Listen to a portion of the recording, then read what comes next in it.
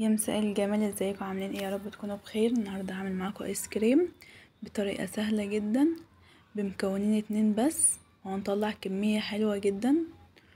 انا اول حاجه جبت مكعب شوكولاته 200 جرام، خدت منه سبت اخر قطعه بس دي اللي انا هستخدمها بقى بسرعه على الوش للكريم.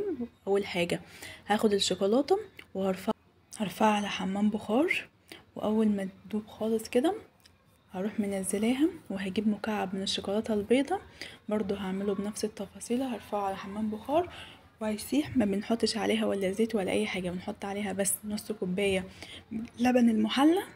اهم حاجه ما نكترش في اللبن المحلى عشان ما تسيلش مننا، او زي ما انتوا عايزين، هي كده كده خطوات ان شاء الله ناجحه وهتبقى سهل معاكم جدا. هنزل بالنص كوبايه اللبن المحلى لغايه ما لم الشوكولاته مع اللبن جدا لغايه ما تكتل كده مني، تحسي كانها قطعت. ما تقلقوش، هي كده تمام، الخطوات تمام. وهنزل معاكم برضو بنفس التفاصيل بنص كوبايه لبن محلى على الكريمه على الشوكولاته البيضاء، وهعملها برضو لغايه ما تكتل معاكم كده، وهركنها على جنب. وهضرب معاكم الكريم شانتيه، هجيب كوبايه ميه يكون فيها مكعبات تلج، وهنزل بيها نص الكوبايه الاول، وبعد كده هنزل بظرفين، هنزل صرفين من الكريم شانتيه اللي هو المحلى. تمام. لو اللي هو اللبن، لو الكريم شانتيه الخام، هننزل كوبايه كريم شانتيه خام وعليها كوبايه سكر، وهنضربهم مع بعض كويس جدا. بعد ما ضربت معاكم زي ما انتوا شايفين، القوام هيتضاعف جدا والكميه هتزيد ما شاء الله بطريقه، يعني هتملى البوله. اول حاجه اول ما بلاقيه بيتخن، يعني بيمسك نفسه كده، بروح منزله عليه الميه بالتدريج، انزل الميه بالتدريج عشان ما يسيلش مني، ورجع بعد كده يمي وما اعرفش بعد كده استخدمه، واضطر ان انا احط كريم شانتيه تاني وارجع الخطوات. فنحط الميه بالتدريج. اول ما يعمل المنقار ده انا عايزاها كده، اول ما يعمل المنقار ده خلاص نرفع المضرب منه، وهجيب اول حاجه الشوكولاته البني، وهنزل عليها معلقتين من الكريم شانتيه، وهفضل اقلب جدا لغايه ما الكريم شانتيه والشوكولاته يختفوا مع بعض. وبعد كده هقلب، اهم حاجه نقلب كويس جدا، ما نخليش ولا يعني ما نخلوش خطوات، ما نخلوش اللي هو مبين او مكلكع او في حاجه، لا نضرب كويس جدا. ممكن نستخدم المضرب في الخطوه دي، بس انا حاساها مش مستاهله، بس لو اللي مش عارف يستخدم المضرب عادي، ويقلب الخطوات مع بعض لغايه ما يخلي الشوكولاته والكريم شانتيه يندمجوا ببعض.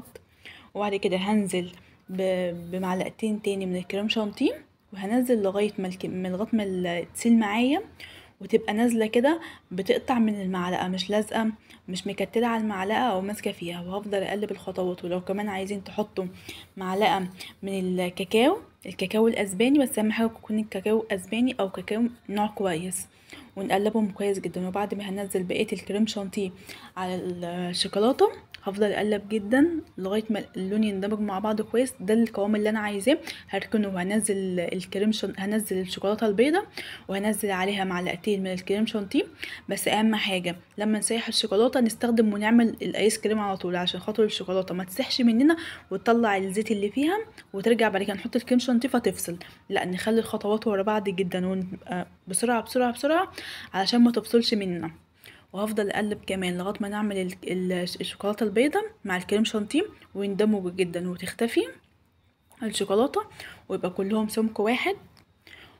وادي ودي بعد ما قلبته هنزل معاكم بعلبه، هنزل فيها اول حاجه الشوكولاته البني، وهخلي جنب صغير كده على جنب، وهنزل بالشوكولاته البيضاء. انا حبيت شوكولاته البيضاء تكون حبه قليلين، عشان احنا بنحب الشوكولاته البني اكتر من البيضه.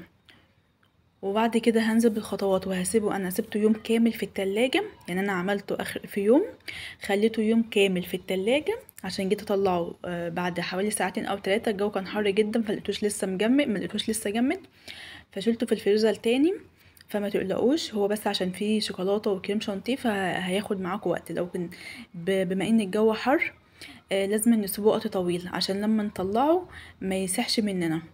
وبعد كده جبت المعلقه، هو لسه مطلعه حالا دلوقتي من الفريزر وانا بقطع معاكم. المشكله ان انا المعلقه بتاعتي دي مش قوي. والله حاولت ان انا اجيب اكتر من معلقه، بس ماليش حظ خالص في المعالق الحمد لله. فحاول ان انا اطلع لكم على قد ما اقدر. وبعد كده ان شاء الله هبقى اعمل معاكم ايس كريم تاني، بس هعمله ان شاء الله معاكم بخطوات سهله جدا. يعني الخطوات دي يعني انتوا شفتوا الخطوات اسهل منها مفيش. هعمل معاكم ان شاء الله ايس كريم تاني ان شاء الله باذن الله بطريقه سهله وبسيطه جدا، ومش هنستخدم فيه بس غير لبن.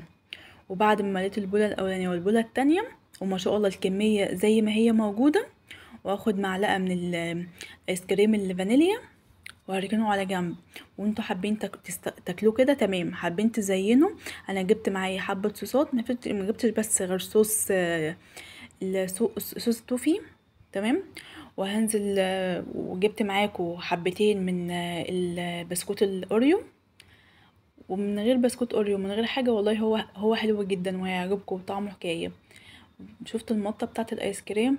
والله طعمه وريحته يعني مش انا ما حطيتلوش فانيليا ولا حطيت له حاجه، مفيش، بس زي ما انتوا شفتوا كريم شانتيه ونص كوبايه لبن محلى. بس مش هينفع نستغنى عنها، وكوبايه اللبن اهم حاجه اللبن المحلى ده ما نقدرش نستغنى عنه علشان ده خطوه مهمه.